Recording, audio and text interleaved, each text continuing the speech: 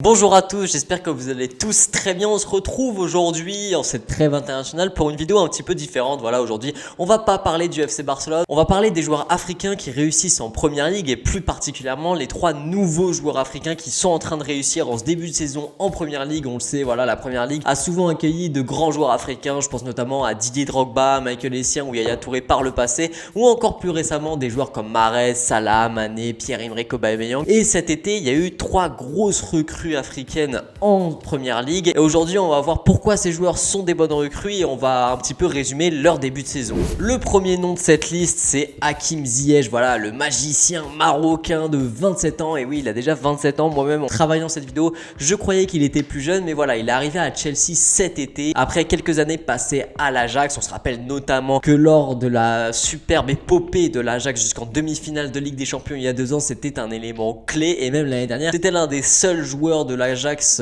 qui portait un petit peu cette équipe dans une saison qui a été plus compliquée. Voilà, ils se sont descendus en Europa League puis se sont fait éliminer par Retafe. Hakim Ziyech restait quand même l'un des joueurs les plus importants de cette équipe de l'Ajax, mais il y avait quand même pas mal de doutes sur cette recrue parce que Hakim Ziyech, c'est pas non plus un jeune crack, c'est pas une jeune pousse de l'Ajax. Être bon en Eredivisie, c'est bien beau, mais après il faut performer dans un grand club en Première Ligue, parce que être performant à l'Ajax où t'es l'un des joueurs les plus techniques et performant à Chelsea où il y a quand même de la concurrence, et surtout la Première Ligue, on sait que c'est un championnat qui est très compliqué, que ce soit techniquement ou physiquement, ça demande énormément de ressources. Et Hakim Ziyech, entre guillemets, grâce à l'arrêt du football aux Pays-Bas, voilà, on sait que la saison n'a pas été continuée aux Pays-Bas, il a pu venir très vite à Londres pour s'entraîner avec son nouveau club et s'acclimater le plus vite possible, que ce soit à la ville ou au club. Lors de ses premiers matchs amicaux, il fait sensation, il fait une entrée et tout de suite il fait une superbe passe qui a été une passe clé, une très bonne impression lors des premiers matchs amicaux. Ensuite, il a été blessé pendant plus de 3 semaines, donc il a raté le début de saison officiel de Chelsea, et c'est là qu'on a déjà commencé à avoir des doutes du côté de Hakim Ziyech et du côté des supporters de Chelsea. Tout le monde se demandait,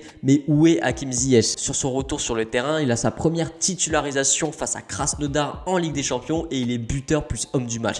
3 jours plus tard, il est de nouveau buteur plus homme du match lors de sa première titularisation en Première Ligue face à Burnley. En Première Ligue, il a 4 titularisations, 1 but et 3 passes décisives. Il fait un excellent début de saison, des excellents débuts avec Chelsea et c'est très motivant pour la suite. Il y a beaucoup d'espoir de la part des supporters de Chelsea et de la part des fans marocains, parce qu'il y a énormément de personnes au Maroc qui adulent Hakim Ziyech, et ce qui est logique, et on voit enfin l'étendue de son talent. Il est enfin bien plus médiatisé maintenant qu'il est à Chelsea, parce qu'à l'Ajax, à part évidemment il y a 2 ans quand ils ont fait leur miracle entre guillemets en Ligue des Champions, on parlait pas beaucoup d'Hakim Ziyech, et là s'il arrive enfin à réussir à Chelsea, on va enfin parler de ce joueur qui est très talentueux. Et voilà, c'est peut-être la recrue la moins ronflante entre guillemets offensivement de Chelsea. Voilà, quand on voit qu'il y a eu des Werner, des Havertz, c'est pas le plus gros nom de la part de Chelsea offensivement en tout cas, parce que même défensivement on a eu des Thiago Silva, on a eu des Chilwell. Donc voilà, Ziyech, c'est pas forcément le nom que tu vas retenir dans ce mercato exceptionnel de Chelsea, mais pour le moment sur le terrain, c'est Ziyech qui parle le plus football à Chelsea, parce qu'on a un Havertz qui est très en difficulté et un Werner qui a fait un début de saison un petit peu en dents de scie, qui se reprend un petit peu, mais voilà, Ziyech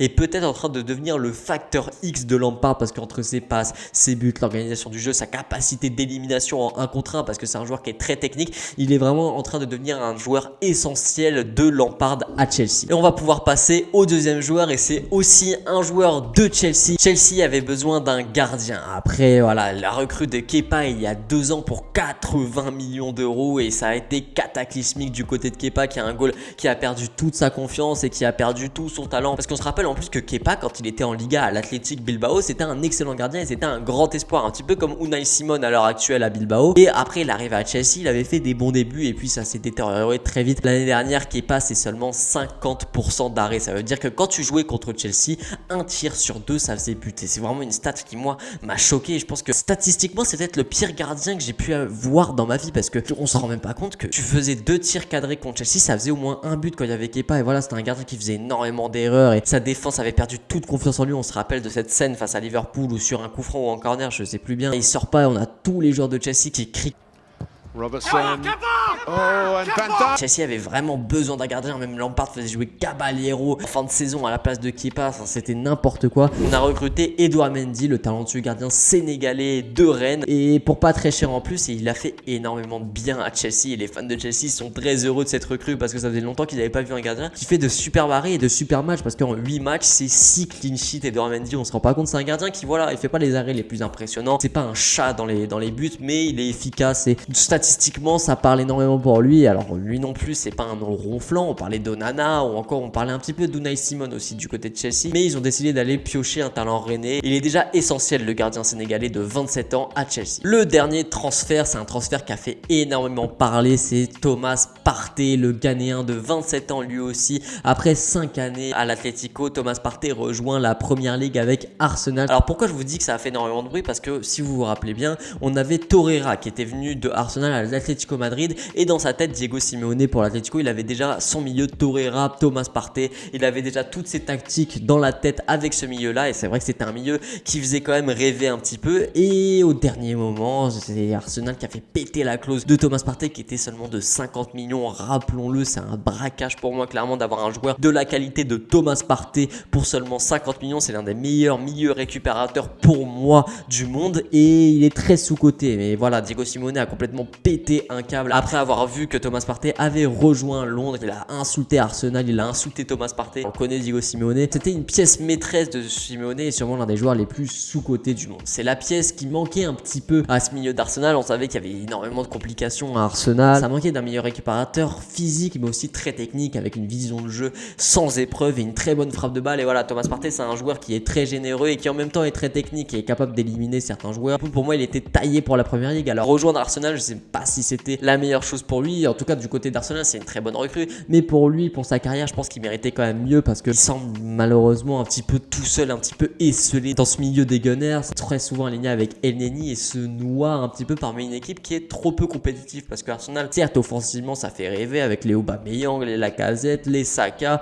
mais dans le milieu de terrain et défensivement c'est très faible avec les Mustafi, les David Luiz, les Elneny et voilà, Thomas Partey il semble un peu se détacher, mais sur ses 4 premiers matchs de Première Ligue il y a quand même 3 défaites, la seule victoire c'était face à Manchester United et Thomas Partey voilà, c'est vrai que c'est un petit peu compliqué mais c'est pas forcément de sa faute, c'est surtout qu'il est complètement esselé dans ce milieu de terrain de Arsenal. C'est la fin de cette vidéo, j'espère que ça vous aura plu, je tenais vraiment à parler de ces joueurs qui sont trop peu médiatisés pour moi alors qu'ils sont excellents, j'espère que voilà, vous allez kiffer même si je parle pas forcément du FC Barcelone. C'était Franek, partagez, likez, abonnez-vous, ciao.